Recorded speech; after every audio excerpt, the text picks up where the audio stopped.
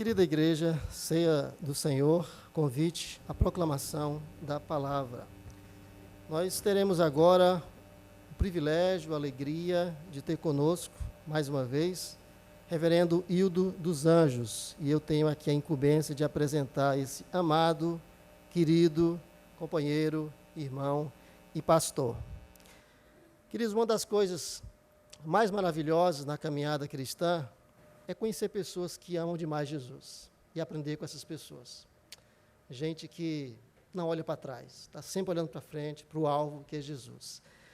O apóstolo Paulo, escrevendo aos 1 Coríntios, ele diz: sede meus imitadores, como também eu, Paulo, sou de Cristo.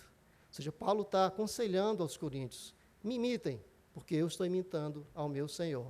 Eu não sei você, mas eu tenho procurado imitar algumas pessoas que estão bem à minha frente, na corrida, nessa caminhada cristã. Tenho procurado imitar algumas pessoas, e uma delas, sem dúvida, nunca falei para ele, estou falando agora, é o reverendo Hildo. É um exemplo de homem de Deus, de homem que tem um coração na obra. Você conversa 5 minutos, 2 minutos com o reverendo Hildo, você esquece os problemas.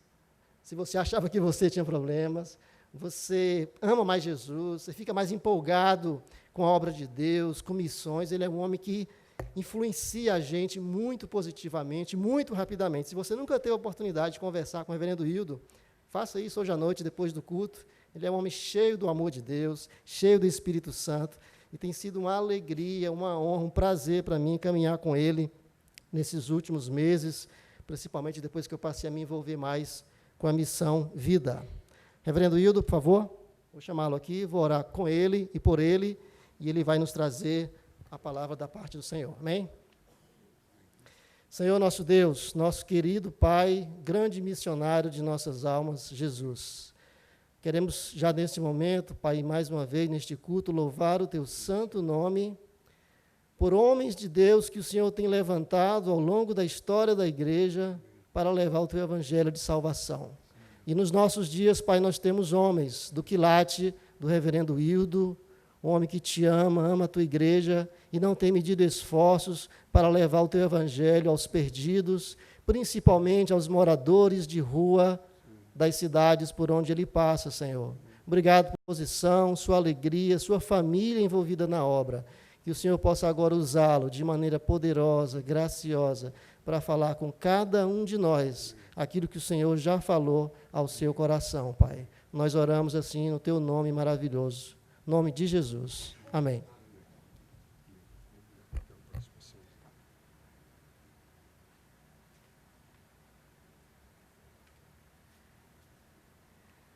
Boa noite, irmãos.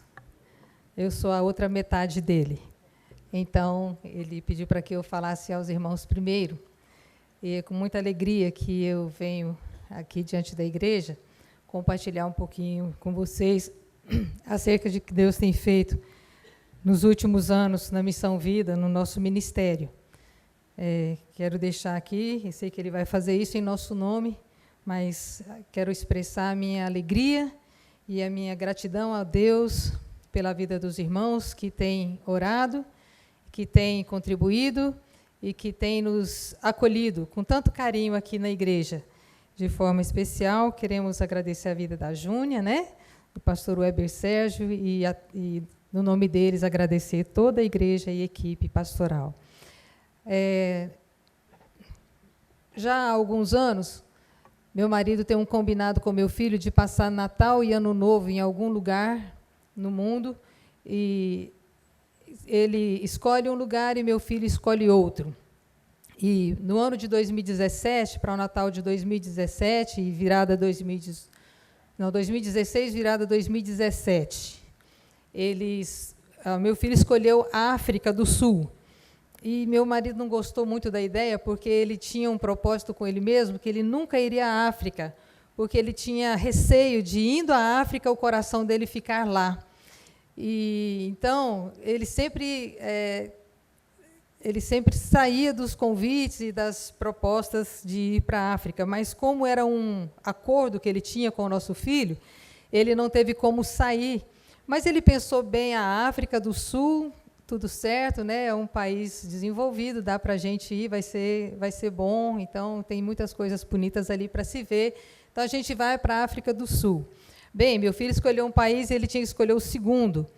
E um médico que fez medicina, né? Um irmão que fez medicina em Madagascar, ele soube que o Wildo estava planejando ir à África do Sul e falou para ele ir a Madagascar, que era um país muito lindo, era uma coisa muito, ele ia gostar demais, e que ele fosse a Madagascar. E eles iam ter um congresso de jovens lá, ele falaria nesse congresso de jovens, ia ser maravilhoso o passeio dele com o meu filho. E então eles marcaram o segundo país, Madagascar.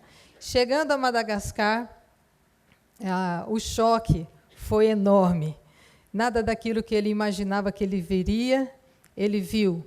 É claro que existem lindas, né, paisagens, belezas naturais no litoral de Madagascar, mas ele não chegou aí nesse lugar. Ele já desembarcou em Antananarivo, que é a capital, e ali ele já sentiu o choque, vendo tanta pobreza, tanta gente nas ruas, tantas crianças batendo nos vidros dos carros, acompanhando os carros, andando muito lentamente, porque não dava, muita gente andando no meio dos carros, e as crianças batendo nos vidros pedindo dinheiro, e aquela situação chocou profundamente o coração dele. E na conferência que ele falava para os jovens, no final um irmão pediu a palavra, e já estava assim meio terminando, as pessoas já meio dispersando, ele pediu a palavra e falou: irmãos, por favor, quando vocês se lembrarem, orem por nós, porque a época da manga está acabando, e eu não sei como eu vou fazer para alimentar os meus filhos, porque todas as manhãs eu subo na mangueira no quintal da minha casa e colho mangas e dou uma manga para eles no almoço e uma manga para eles no jantar. E o tempo da manga está acabando, a gente não sabe o que vai fazer para alimentar essas crianças. E as pessoas já estavam meio saindo, o Wildo ouviu aquilo, pediu um intérprete para chamar aquele irmão. E já falando com aquele irmão, perguntou o que ele precisaria para alimentar as crianças, quantas crianças eram, na época eram 50 crianças, e ele falou: você não vai orar mais no ano de 2017 por alimento para essas crianças, porque eu vou mandar esse alimento. E começou a compartilhar com algumas pessoas essa história, e outras pessoas foram se juntando, e durante o ano de 2017, os recursos para o alimento foram rigorosamente antecipados, cada 3 meses ia os recursos já para os 3 meses seguintes. E quando, 2018, ano de Copa do Mundo, nós decidimos voltar a Madagascar, então eu acompanhei para ver essas crianças que a gente estava ajudando, já que o trabalho com as crianças era numa outra cidade chamada Tuliar, e não em Antananarivo. E chegamos lá e participamos do Congresso de Jovens novamente, preparamos, né, kits de presentes do Brasil, camisetinha da seleção brasileira, pacotinhos de balinhas e chocolates, e levamos para essas crianças. E quando nós chegamos, então, em Tuliar, o nosso voo tinha atrasado, e chegamos já assim mais no final da tarde, muitas crianças já tinham ido embora, mas muitas crianças estavam esperando a gente ainda. E ele falou um pouquinho com as crianças e tudo, e o irmão apressando, porque a gente tinha que ir para uma segunda casa. Distribuímos os presentes.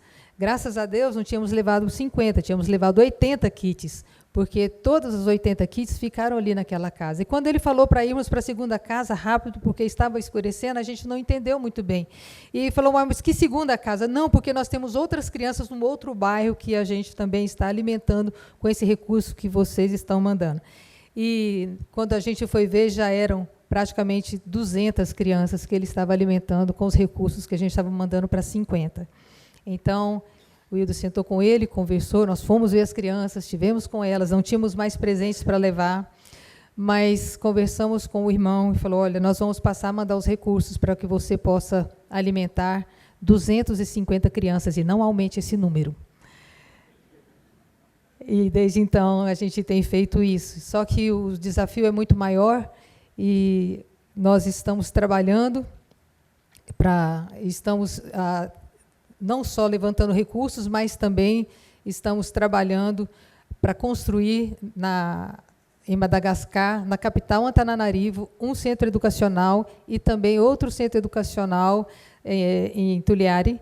E essas 2 escolas, nessas cidades diferentes, vão ser nos moldes que a gente tem feito aqui no Brasil, e a gente espera e confia que é um chamado que Deus tem cada dia confirmado, que nós vamos poder dar muito mais para aquelas crianças do que o alimento do dia a dia, mas nós vamos poder capacitá-las para que elas possam fazer diferença no futuro da nação delas. Que os irmãos possam estar orando por nós. Nós vamos mostrar para vocês um vídeo pequeno, eu acho que de 1 minuto e pouquinho, mas que fala desse trabalho na África.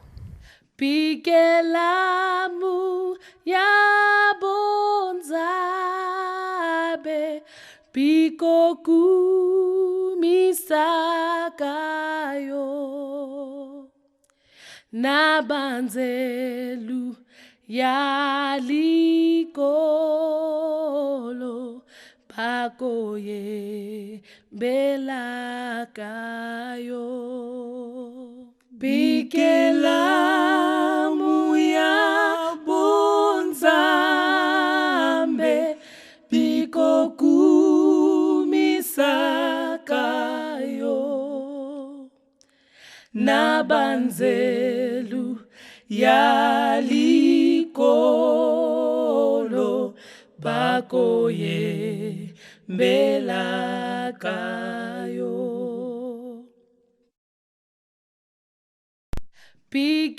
Pikelamu ya bonzabe pikoku misakayo nabanzelu ya likolo pakoye belakayo. Pikelamu ya bonzambe pikoku misakayo nabanzelu ya likolo bakoye belakayo.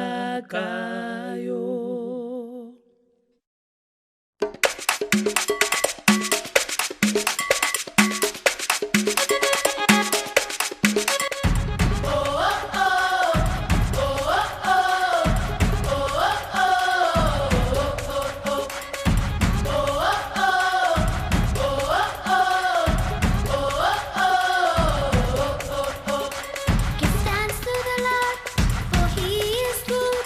Give thanks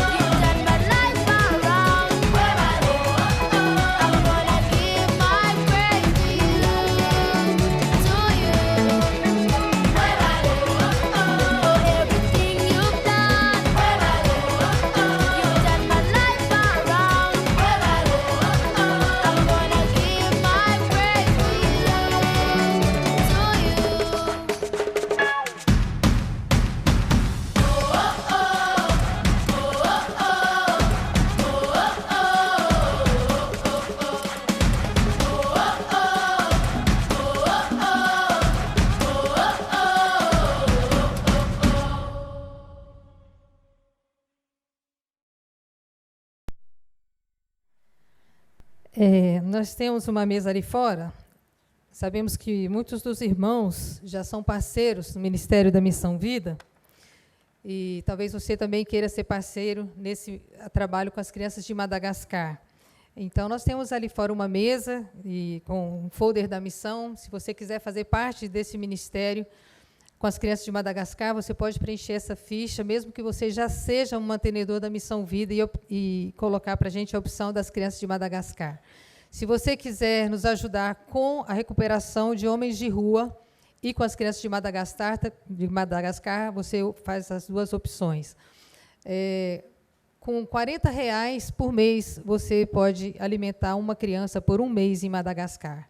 E com R$ 20, você pode sustentar um homem um dia na Missão Vida, com toda a assistência que a pessoa precisa, médica, odontológica, jurídica, espiritual, alimentação, enfim. R$ 20 você pode fazer isso. R$ 60 pode fazer diferença na vida de muitas pessoas.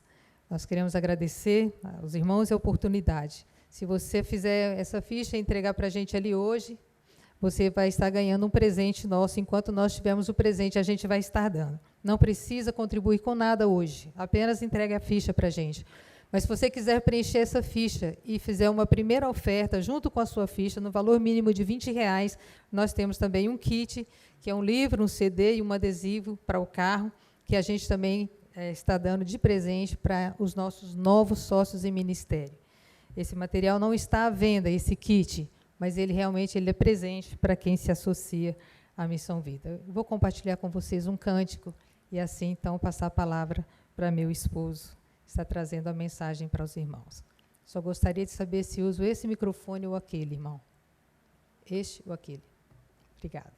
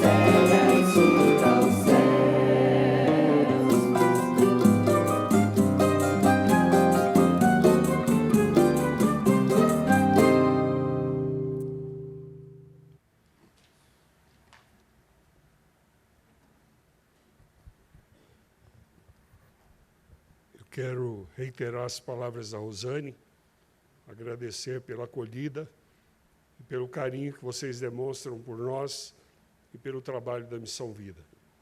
Agradecer ao reverendo Weber e toda a equipe de pastores que tem nos amado e nos recebido e nos pastoreado, mesmo à distância.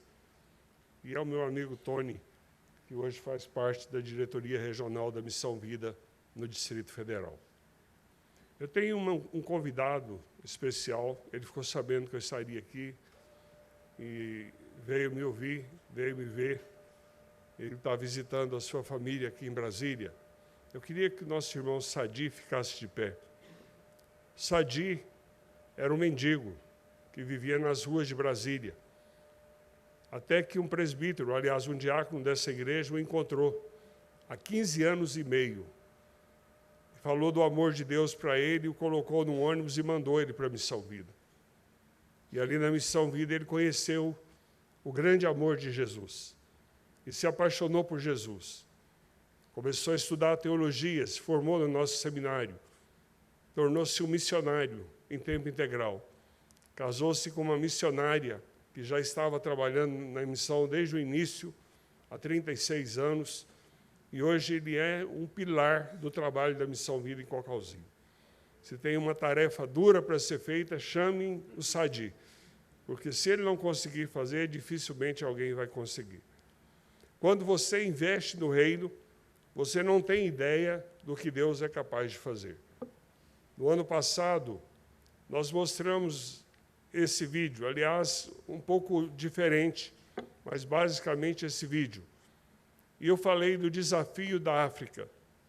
E eu falei do nosso desejo de adquirirmos 2 áreas, uma na capital e a outra no interior, para cuidarmos de 250 crianças. E naquela noite, o pedido que eu fiz chegou no coração de um amigo de mais de 25 anos, e eu tinha orado a Deus para que Deus mandasse 4 pessoas para que nós comprássemos essas áreas na África. E naquela noite, eu tinha me colocado à disposição do Senhor, eu era o primeiro. Um irmão aqui da igreja me chamou e fez a segunda doação. Uma amiga que mora em Dubai, uma empresária que cresceu junto comigo quando criança, me ligou perguntando se eu estava precisando de alguma coisa, porque ela estava pensando em mim o tempo todo e Deus falava no coração dela, ligue para o Hildo. Então, quando você começar a pensar no Hildo, ligue para o Hildo, porque certamente ele tem alguma coisa para te pedir. E ela fez a 3ª doação e um 4º irmão que eu não conhecia, através de um amigo que tomou conhecimento do projeto, ou seja, num período de 10 dias, nós tínhamos o dinheiro suficiente para comprarmos as 2 áreas. E agora nós estamos orando e queremos levar no ano que vem um pequeno grupo de pessoas para conhecerem os desafios de Madagascar, os desafios de Antananarivo, os desafios de Toliard. Ninguém faz turismo para a África, a não ser para a África do Sul. Então, é muito trabalho, mas eu prometo que a gente vai passar em Joanesburgo, na Cidade do Cabo, na volta, depois que você estiver assim, com o coração bem quebrantado, eu vou deixar você comer uma boa comida em Joanesburgo. E você vai ver o quanto a dor, o sofrimento impera naquela região do mundo. A minha palavra para vocês essa noite é como realizar missões. São 3 coisas que todos nós que um dia conhecemos a Cristo Jesus como Salvador e Senhor das nossas vidas, precisamos fazer. Primeiro, toda a igreja precisa aprender a orar.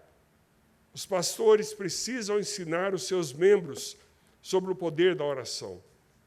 Quando nós visitamos a Coreia, alguns anos atrás, algumas décadas atrás, o Dr. Adilson Vieira estava junto, nós ouvimos de todos os pastores das grandes igrejas que visitamos, Assembleia de Deus, Igreja Metodista, Igreja Presbiteriana, qual o segredo do crescimento dessa igreja.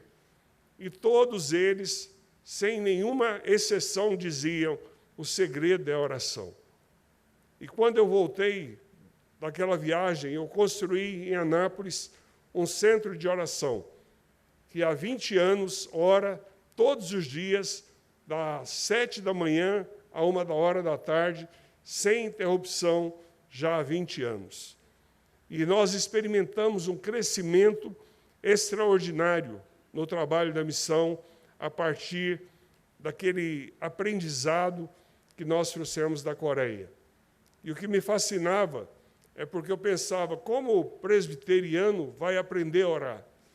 E eu descobri que os irmãos daquele lugar, eles não gritavam e nem falavam alto com Deus, eles murmuravam palavras. Então, quando você ia para o porão do centro de convenções, lá havia várias celas individuais, onde as pessoas clamavam pela graça de Deus. E o que você conseguia ver era, no máximo, lágrimas escorrendo nos olhos daquelas mulheres e daqueles homens. E eu ouvi de um dos líderes da igreja, do Dr. David Chu, que existia uma lista de 1.000 pessoas que estavam inscritas para se tornar intercessores em tempo integral. Quando um intercessor morria, havia 1.000 pessoas inscritas querendo ocupar o lugar daquele intercessor. E como é difícil levantar pessoas para interceder pelo trabalho de Deus, sobretudo pela obra missionária. Nós precisamos treinar as pessoas. Nós precisamos motivar as pessoas. Toda a igreja precisa orar por missões. Todos nós, como crentes, precisamos dedicar alguns minutos da nossa vida, do nosso dia a dia, para interceder por aqueles que estão na frente de batalha. Esse ano eu completei 38 anos de ministério, e nesse mês eu estou completando 36 anos na Missão Vida, cuidando de mendigos. A minha missão é cuidar de gente. E eu sei o quanto é difícil você se colocar à frente da obra de Deus. Você é alvo dos ataques vis de Satanás. Você muitas vezes sofre na sua própria carne as afrontas do diabo. A sua família, muitas vezes, ela é alvo do inimigo. Mas a Bíblia diz que nós sabemos que aqueles que estão em Cristo, eles são mais do que vencedores. Quando nós clamamos, quando nós pedimos, quando nós oramos, o Senhor dos altos céus ouve a nossa oração e Ele atende a nossa súplica. Ele vem ao nosso socorro. A alegria, a tristeza pode durar um dia inteiro, mas a alegria sempre chega na vida de alguém que tem esperança, na vida de alguém que confia em Cristo, na vida de alguém que confia plenamente no seu Deus e no seu Senhor. Há 3 textos que eu quero ler rapidamente sobre oração. O primeiro é de Provérbios, que diz assim: erga a voz em favor dos que podem, erga a voz em favor dos que não podem defender-se. Seja o defensor de todos os desamparados. Provérbios 31, 8. Ontem eu passava em frente a um sinal de trânsito e o meu carro parou e eu vi uma menina de cerca de 12, 13 anos. Eu tenho uma filha temporã, mais novinha. Ela tem exatamente essa idade. E era uma menina muito bonita. O cabelo, percebi que tinha sido escovado. E ela estava muito limpa, muito bem vestida. E ela carregava na mão uma caixinha de balas. E ela era tão tímida que ela não tinha iniciativa de ir até os carros, pedir ou tentar vender as suas balas. E eu fiz sinal com a mão e ela veio ao meu encontro. E eu comprei e dei para ela uma certa quantia e agradeci pelas balas. E ela insistiu comigo para que ficasse com pelo menos um tubo de balas. E eu peguei aquele tubo de balas e quando eu saí dali orando e dizendo: Senhor, tem misericórdia dos adolescentes do Brasil. Certamente o desejo desse pai e dessa mãe não é que essa menina estivesse no sinal vendendo balinhas. E certamente aquilo era extremamente constrangedor para aquela pré-adolescente. E ela fazia com grande dificuldade. A palavra de Deus nos conclama, no livro de Provérbios, no capítulo 31, no verso 8, ergam a sua voz, clame pelos desamparados, clame pelos desvalidos, clamem por aqueles que estão caminhando passos largos em direção ao inferno. Segundo texto, com toda oração e súplica, orando em todo o tempo, no Espírito, para o mesmo fim, vigiando com toda perseverança e súplica por todos os santos. A vida do crente é recheada de oração. Lech Walesa, um líder da Polônia, ele dizia que nós precisamos abrir a porta da manhã com oração e fechar a porta da noite com uma oração. Quando nós aprendemos a importância da oração, e a oração passa a ser um estilo de vida, como escovar dentes e tomar banho, nós tornamos parte do reino de Deus e nós vemos muitas conquistas por meio da oração. A Missão Vida tem cadastrado 2.500 intercessores por muitos lugares do mundo. Gente que recebe os nossos pedidos e oram. E eu sei que há entre nós alguns irmãos que fazem isso. E eu louvo a Deus cada vez que alguém diz: pastor, eu estou orando pelo senhor. Em 2012, eu fui alvo de um erro médico e muitas sequelas ficaram. Mas eu estou feliz porque Deus me poupou da morte. E eu sei que Deus me poupou por causa da oração dos santos. A Bíblia diz que a oração dos santos, ela tem um poder imenso. Quando os santos clamam, o inferno se silencia. Quando os crentes clamam, Satanás, ele deixa de partir para cima daqueles que estão na obra. E os que estão na obra precisam de cobertura espiritual por parte da igreja. E orar é algo que todos nós podemos e devemos fazer. A Bíblia nos diz ainda em 1 Timóteo 2,8, quero, pois, que os homens orem em todo lugar, dentro do avião, dentro dos carros, a caminho do trabalho, quando você estiver fazendo caminhada, quando você estiver tomando o seu banho, quando você estiver dando aquela descansadinha de 15 minutos depois do almoço, ore, peça a intervenção de Deus, clame pelas missões que você conhece, clame pelos países onde o Evangelho tem dificuldade de penetração, que é o caso de Madagascar. Clame para que o Senhor mova a terra e vidas sejam salvas, sejam transformadas, sejam libertas. Irmãos, eu não quero comparecer diante de Deus com as mãos vazias.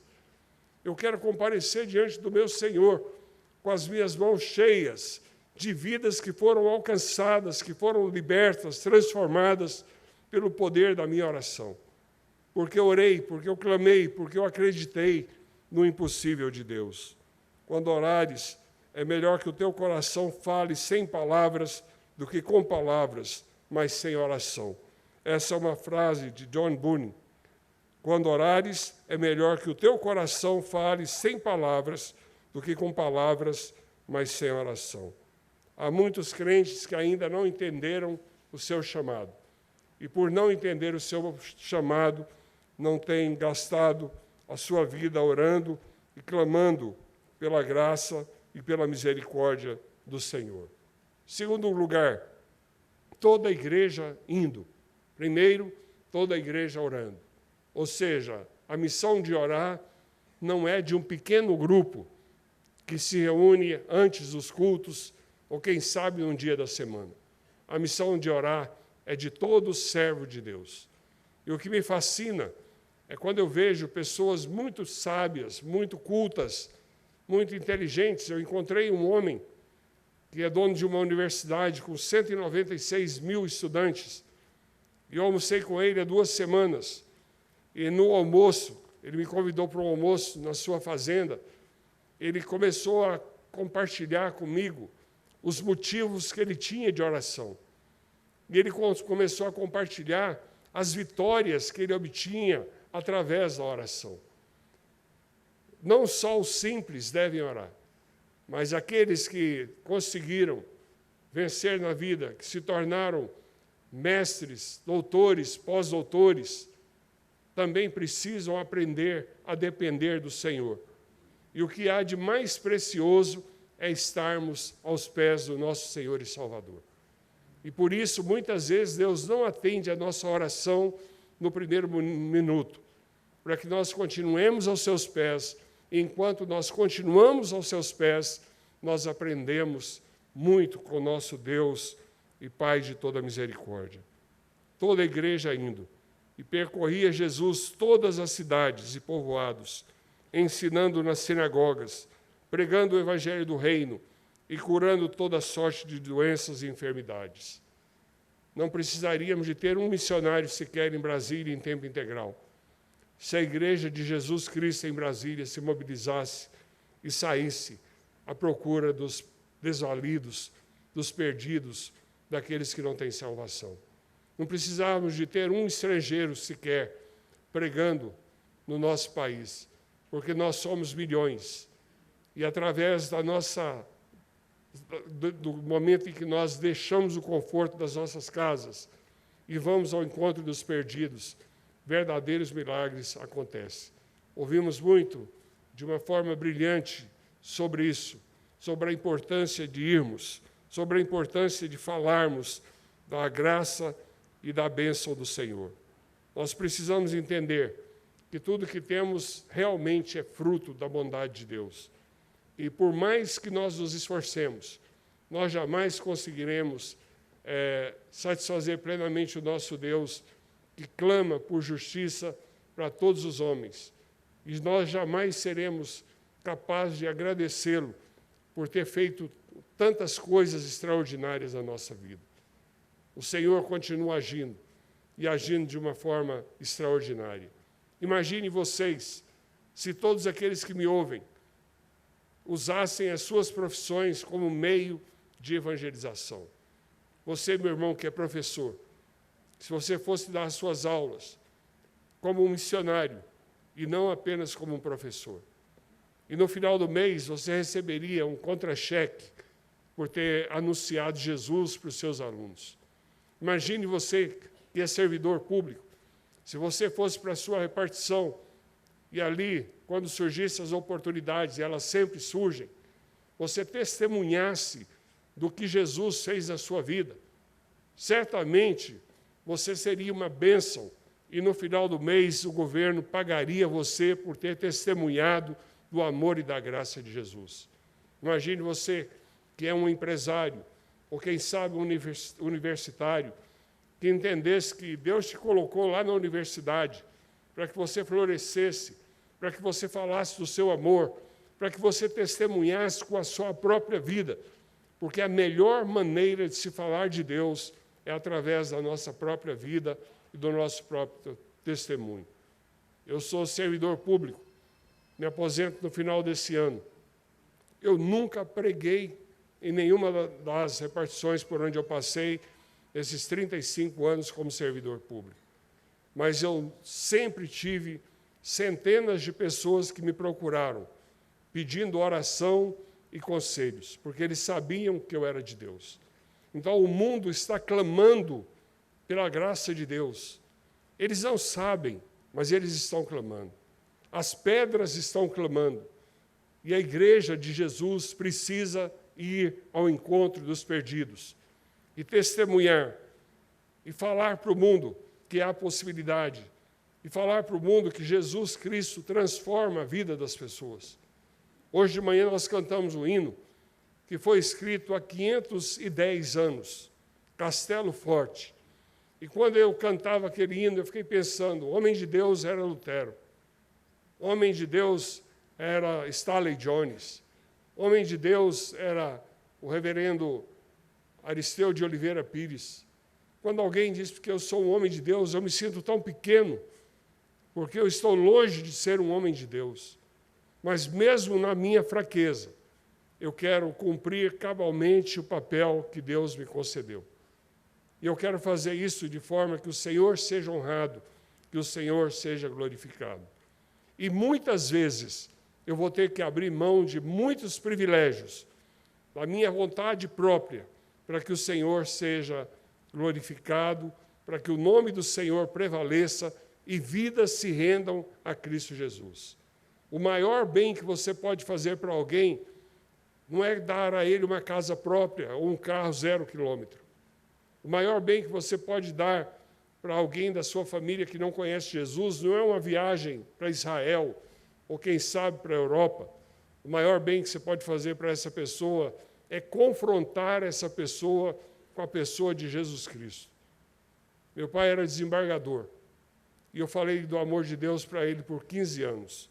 E um dia eu tomei a atitude que eu não iria mais falar do amor do meu pai, que eu teria um último encontro com ele. E nesse encontro eu disse para ele: eu estou vindo à casa do senhor pela última vez para dizer para o senhor, não se assustem com o que eu disse, que se o senhor não receber Jesus, o senhor vai para o inferno. Eu sou um apaixonado por artes. Eu tenho mais de 400 quadros.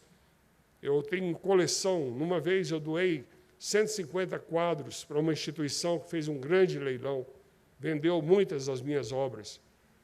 E na casa do meu pai, ele morava num triplex, a casa era toda cheia de esculturas, de obras clássicas do Barroco, de Aleijadinho, de Veiga Vale, de tantos outros. E eu gostava daquelas esculturas, mas o meu pai se curvava diante daquelas esculturas. E quando eu falei sobre isso, ele disse: você vem falando sobre isso há muitos anos. Eu disse: você precisa reconhecer que Jesus é Senhor da sua vida. E o que eu preciso fazer? Eu falei: primeiro o senhor vai fazer uma oração de confissão. E eu conduzi a oração de confissão e ele foi respondendo após mim. Depois eu disse: agora o senhor vai ter que tirar todos esses santos da sua casa e parar de se curvar diante de qualquer santo que não seja o Espírito Santo. E ele olhou bem para mim nos meus olhos e disse assim: mas eu vou ter que fazer isso. 3 meses depois eu voltei à casa do meu pai e não tinha mais nenhum santo daquela casa, a não ser o Derico Geraldo Rodrigues, que se tornou um santo de Deus. Mas eu ganhei uma inimiga, que foi a mulher dele, porque ela amava os santos, né? E ele, na sua sensibilidade, eu compreendi, disse para ela: você pode escolher a sua santa, porque você tem uma fé diferente, porque agora eu sou crente. E eu aprendi com meu filho que eu preciso adorar somente a Deus. Quando a igreja vai, vidas se rendem, vidas são tocadas, vidas são transformadas. E, finalmente, nós precisamos aprender a contribuir com a obra missionária. Todo missionário que você encontrar vai te pedir envolvimento financeiro. Dinheiro é um assunto altamente espiritual, meus irmãos. Sem dinheiro não se compra terreno em Madagascar, doutor Adilson. Sem dinheiro não se alimenta 250 crianças em Madagascar, 200 crianças em Anápolis, 100 crianças na Paraíba. Sem dinheiro não se alimenta 900 homens, nós estamos chegando a 900 leitos até o final do ano de 2019. Hoje de manhã, alguém compartilhou comigo da preocupação com alguém que abriu uma casa de recuperação e tem 10 internos. E eu quero abrir um parênteses rápido. Muito cuidado com as coisas que você ajuda, porque às vezes você pode estar ajudando alguém que não é de todo honesto. E casa de recuperação virou um grande negócio. Aliás, pequenas igrejas, grandes negócios. Há muita gente vivendo muito bem à custa da obra e do reino de Deus. Por isso, conheça o lugar onde você coloca seu dinheiro. Vá lá em horários inesperados. Veja como as pessoas estão sendo tratadas. Converse com as pessoas que estão lá. Não ouça todos e dê crédito a todos, mas ouça o que a maioria está dizendo. Seja cauteloso ao contribuir. Há muita coisa que está sendo pregada na televisão que nós, presbiterianos, não concordamos. E eu fico assustado de ver a quantidade de irmãos presbiterianos patrocinando a pregação de um evangelho, água com açúcar, um evangelho que me faz bem, um evangelho que afaga o coração do homem, e não confronta esse homem com a cruz de Cristo e com as implicações da cruz. A cruz de Cristo é algo tocável. A cruz de Cristo é algo consequente. Quando nós recebemos o sacrifício de Jesus na cruz, nós nos tornamos pessoas mais responsáveis, nós nos tornamos pessoas mais envolvidas, nós nos tornamos pessoas mais santas, que têm prazer de fazer a obra de Deus. Eu quero encerrar contando a história de um menino. Um menino que, quando completou 15 anos de idade, foi chamado pelo pai. E o pai disse: olha, eu tenho 8 filhos, eu não posso mais sustentar vocês todos. Você tem 15 anos, você precisa agora trabalhar e você vai parar de estudar. E ele falou: mas onde eu vou conseguir trabalho? Ele falou assim: eu já pensei nisso. Não existe trabalho aqui na região.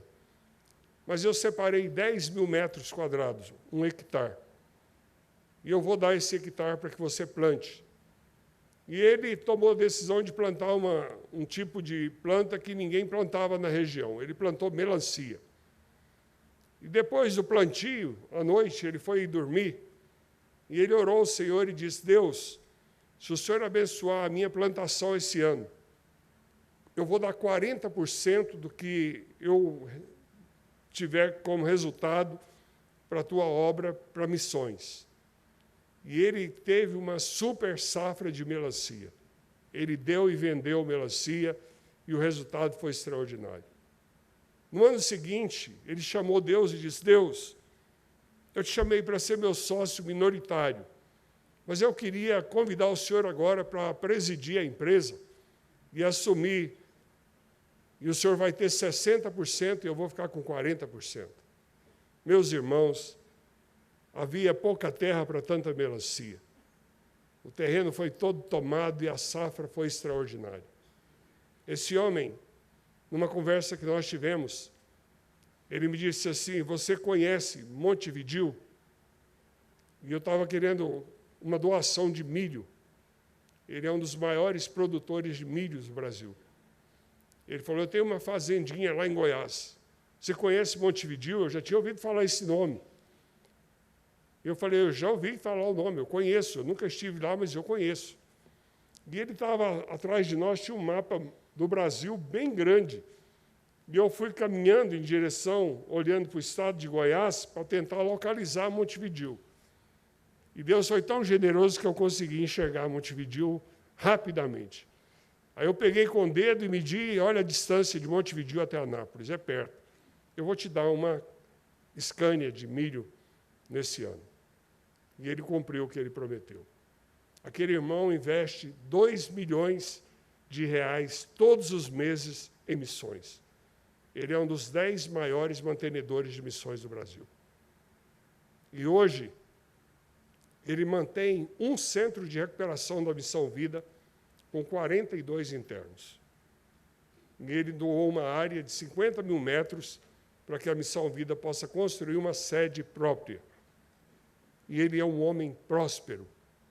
E todo ano, quando chega o final do ano, ele se reúne com a família e eles fazem uma avaliação de quanto nós vamos investir em missões no ano que vem. Eu jamais ouvi falar que alguém ficou pobre porque se tornou um dizimista,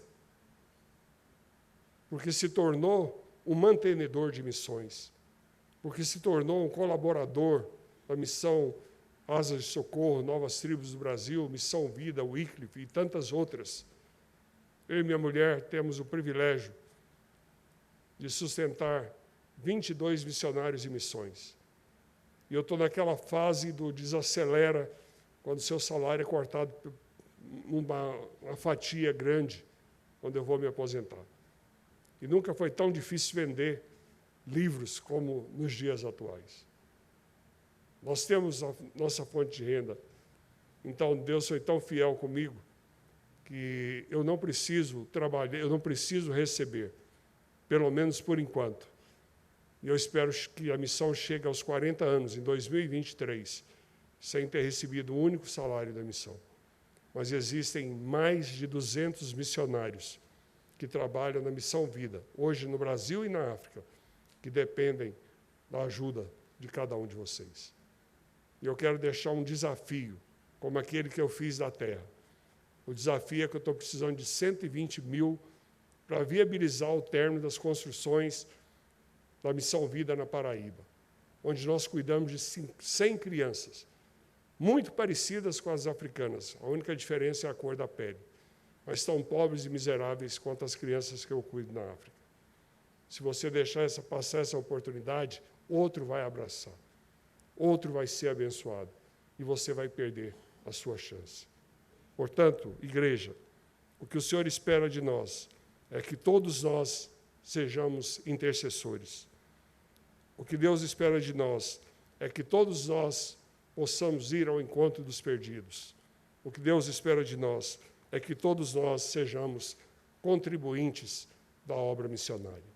Esse encontro existe na Igreja Presbiteriana do Brasil, de forma especial na nossa igreja, aqui em Brasília, para despertar aqueles que ainda não foram despertados para a bênção de investir na obra de Deus. E também para dizer para aqueles que fazem parte do Ministério de Missões como mantenedores, que o seu dinheiro está chegando e que, através do seu dinheiro, da sua intercessão e das viagens que você, às vezes, tem feito, vidas têm sido tocadas pelo amor e pela graça de Jesus. Isso é o que nós podemos fazer de melhor pelas pessoas. Que Deus nos abençoe, que nós possamos aprender com Jesus durante toda a nossa caminhada. Amém. Quero aproveitar 30 segundos, pastor. Tinha um batista aqui, eles deram 1 hora para ele, hoje de manhã. Presbiteriano, menos. Só que o culto da manhã era maior, nem tinha ceia. Eu escrevi esse livro, foi meu penúltimo livro, O Pequeno Vendedor de Pedras. Eu tenho o restante da última edição, que foi lançado em maio. E eu só vendo pacotes com 10 livros, e você paga só um, que custa R$100. Quem tem 10 amigos aqui? 10 amigos. Vocês são muito pobres, não tem 10 amigos? Quem tem 10 amigos aqui? Você vai comprar e vai dar essa semana para 10 amigos. É uma história linda de um encontro com um menino na Jordânia, na cidade de Petra, onde nós tivemos uma interação maravilhosa. É a história de 2 meninos que vendiam pedra. Um é Amós e o outro você vai descobrir na leitura do livro. E o segundo livro, o último livro que eu escrevi um livro para os moradores de rua. Quem aqui já desejou falar de Jesus para um mendigo, mas não sabia como fazer isso? Com toda a sinceridade, muitas pessoas. Eu quero te ajudar. Esse livro foi escrito para os moradores de rua. Ele chama Das Ruas a Deus. Ou seja, das ruas, nunca mais, né, Sadi? E das ruas ao céu. Você deve ler e dar de presente para um mendigo. Pastor mendigo, lê e muito. Aquele saco sempre tem uma Bíblia velha ou um livro velho. E as bibliotecas da Missão Vida são os lugares mais frequentados de todos os núcleos que nós possuímos. Pela graça de Deus, agora em 9 estados, 8 estados e Distrito Federal. Que Deus os abençoe, dê uma olhada, e o CD da Rosane, que ela cantou essa música, que tem 300 anos, ela está lançando pela primeira vez o CD aqui na igreja. Então, se você quer abençoar as crianças de Madagascar, adquira o CD. Agora, se você não quer nada, por favor, dobra seu joelho e peça misericórdia a Deus. Deus nos abençoe.